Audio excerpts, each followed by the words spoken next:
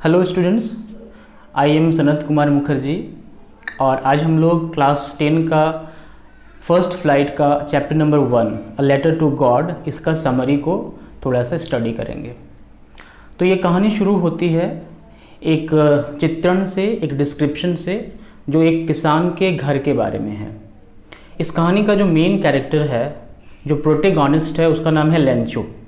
Lencho एक किसान है और उसका घर एक बहुत ही डेसर्टेड जगह में है, एक वीरान जगह में है, एक घाटी है और उस घाटी में उसका घर है एक पहाड़ी के ऊपर, यानी on the top of the हिल।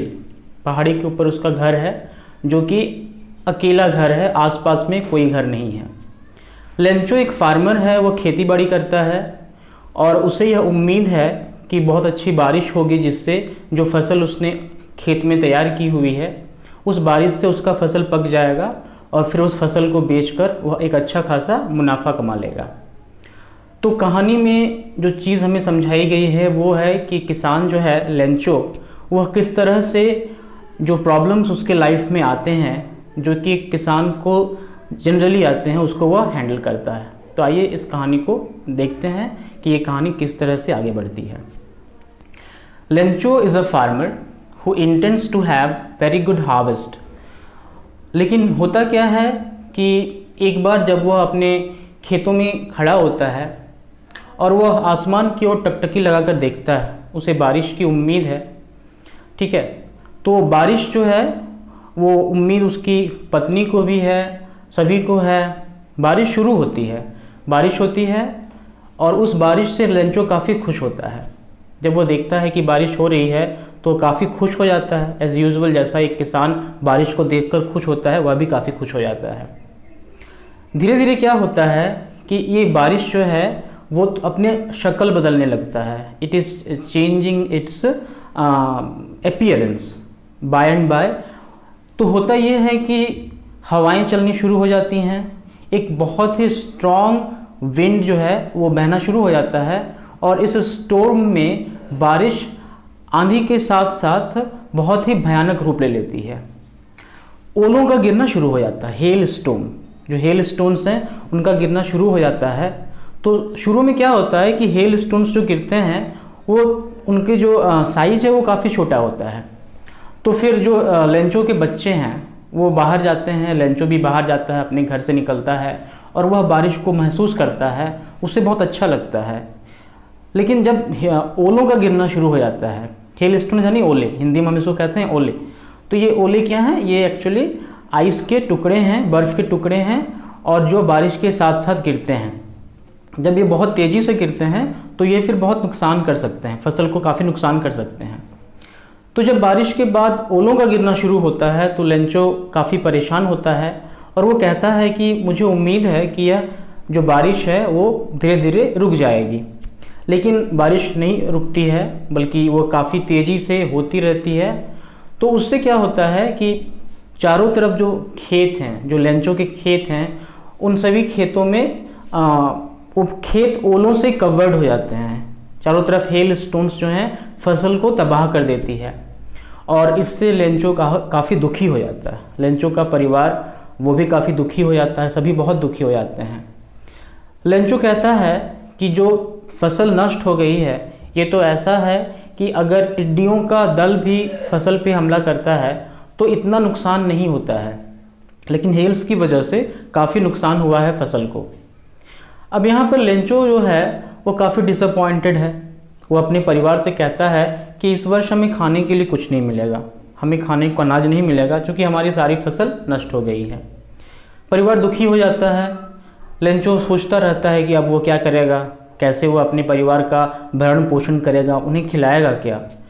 लेकिन इस निराशा के बीच में भी लेंचो की अंतरात्मा में एक उम्मीद है, एक आशा है और वह सोचता है कि जो ईश्वर है, जो सभी के अंतरतम में जाकर देख सकते हैं, वह ईश्वर उनकी ज़रूर मदद करेगा।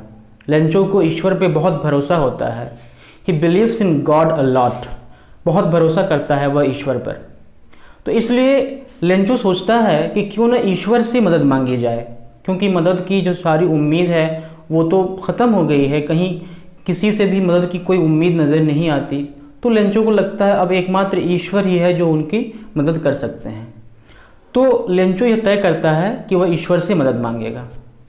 फिर वह क्या करता है कि शहर में जाता है। शहर में जाकर वह एक पत्र लिखता है, एक लेटर लिखता है ईश्वर को, और उसमें वह अपनी स्थिति के बारे में बताता है कि टॉक्स अबाउट कि वह कैसा महसूस कर रहा है। वह सारी चीज़ें लिखता है उस पत्र में कि किस प्रकार हेल्स की वजह से उसकी फसल बर्बाद हो गई है। और फिर वह लेटर लिखता है, उसमें वह ईश्वर से गुजारिश करता है कि उसे मदद दी जाए। उस पत्र में वह बहुत लिखता है कि उसे 100 पीसोस दिए जाएं। पीसोस जो हैं उस देश की, जिस देश में यह कहानी सेट की गई है, उस देश की करेंसी का नाम है।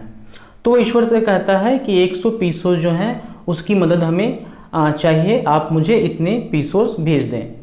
फिर वह उस लेटर को ले जाके मेल बॉक्स में डाल देता है। लेंचो वापस चला आता है।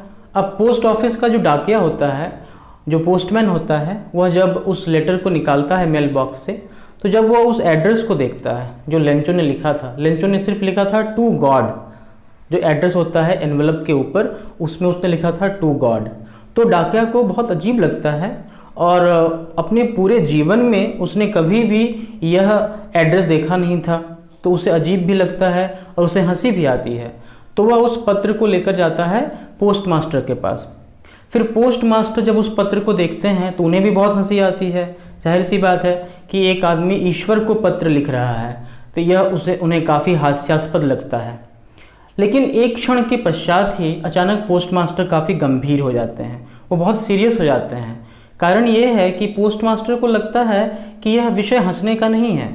वह सोचते हैं कि जिस व्यक्ति ने इस पत्र को लिखा है उसके मन में ईश्वर के प्रति कितना विश्वास है, कितना भरोसा करता है वह ईश्वर पर, और यह सोचकर वह गंभीर हो जाता है और लिखने वाले के प्रति उसके मन में एक तरह की श्रद्धा आ जाती है। वह मन ही मन सोचता है कि काश इतना विश्वास मेरा होता ईश्वर के प्रति जितना विश्वास इस व्यक्ति का है। फिर वह सोचता है कि इस पत्र का जवाब देना चाहिए, क्योंकि अगर इस पत्र का जवाब ना दिया गया तो लिखने वाले का ईश्वर के प्रति जो विश्वास है वो ख़त्म हो जाएगा। और वह निश्चय करता है कि वह इस पत्र का जवाब जरूर देंगे।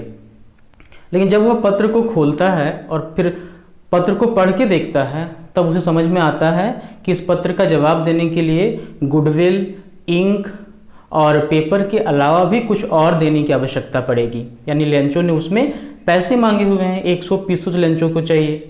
तो फिर भी वह पोस्ट मास्टर जो है वह सोचता है कि कुछ भी हो जाए इस पत्र का जवाब तो देना ही है, और वह तय करता है कि वह लेंचो को ये जो पैसे उसने मांगे हैं ये पैसे भी वो देगा।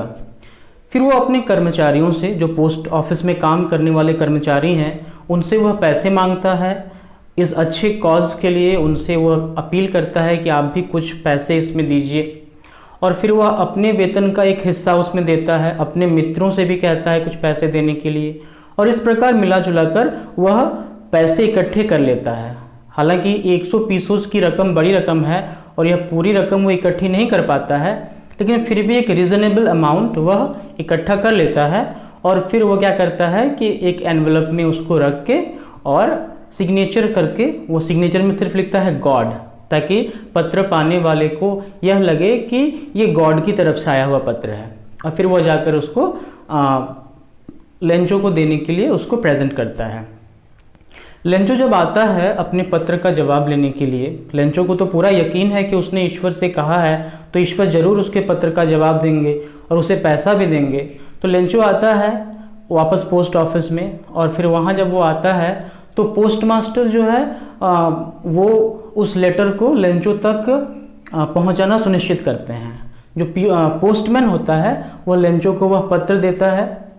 फिर लेंचो उस पत्र को देखता है। फिर जब वो इन्वेलप जो है उसमें वो अंदर देखता है तो फिर उसको कोई आश्चर्य नहीं होता है उस पत्र को पाकर, क्योंकि आश्चर्य तो उसको होगा जिसको ईश्वर पर यकीन ना हो। उसको तो ईश्वर पर पूरा यकीन है, तो पत्र आया है इसको वह स्वाभाविक मानकर ही चल रहा है, इससे उसको कोई आश्चर्य नहीं होता है। वो पत्र खोलता है और पैसे काउंट करता है। जब पैसे गिनता है उसके बाद उसको बहुत गुस्सा आता है।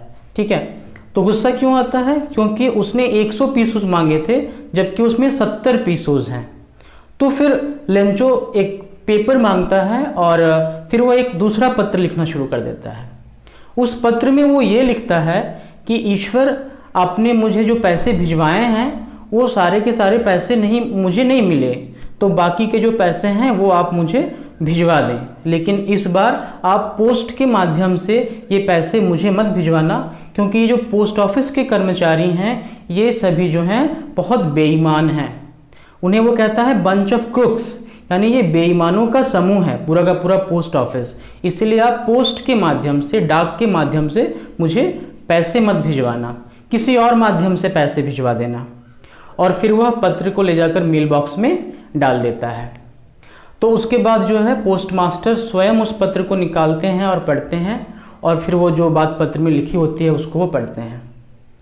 तो स्टूडेंट्स, हमें ये समझना है कि ये जो कहानी है, इस कहानी में एक किसान का ईश्वर के प्रति जो विश्वास है, जो यकीन है उसको डिपिक्ट किया गया है, उसका चित्रण किया गया है। ये समझाने की कोशिश की गई है कि एक कॉमन मैन, एक लेमैन, एक आम आदमी वह ईश्वर के प्रति कितनी आस्था रखता है और कितना सच्चा भरोसा रखता है। अंत में जो बात लिखा एलेंचो ने कि ये जो पोस्ट ऑफिस के कर्मचारी हैं ये बेईमानों का समूह है, बंच ऑफ क्रुक्स है, इसमें एक बात आयरॉनिकल है, और आयरॉनिकल ये है कि लेंचो को मदद तो पोस्ट ऑफिस के कर्मचारियों ने ही किया था, पोस्ट मास्टर ने किया था, जो वहाँ पर काम करने वाले एम्प्लॉयज़ थे उन्होंने किया था, लेकिन चूंकि लेंचो को इस बात का पूरा यकीन था कि ईश्वर से तो गलती हो ही नहीं सकती है, ईश्वर ने ज़रूर 100 पीसोज ही भेजे होंगे, लेकिन 30 पीसोज इन लोगों ने रख लिए, जबकि वास्तविकता क्या है कि वो 70 पीसोज भी पोस्ट ऑफिस के कर्मचारियों ने ही उसको दिए थे। तो इस तरह से एक आयरॉनी है यहाँ पे, एक व्यंग्य है, और एक तरह का इस पूरे चैप्टर में इस पूरे बात को इस अंदाज में समझाने की कोशिश की गई है कि लेंचो का जो भरोसा है ईश्वर पर वह अडीग है, और इसलिए उससे हमें एक तरह का संदेश मिलता है। ओके स्टूडेंट्स, आई होप कि आपको यह लेसन समझ में आ गया होगा, और इसके बाद की जो वीडियोज़ आएंगी उसमें आगे के लेसन्स की मैं आपको समरी बताता रहूँगा। Thank you very much.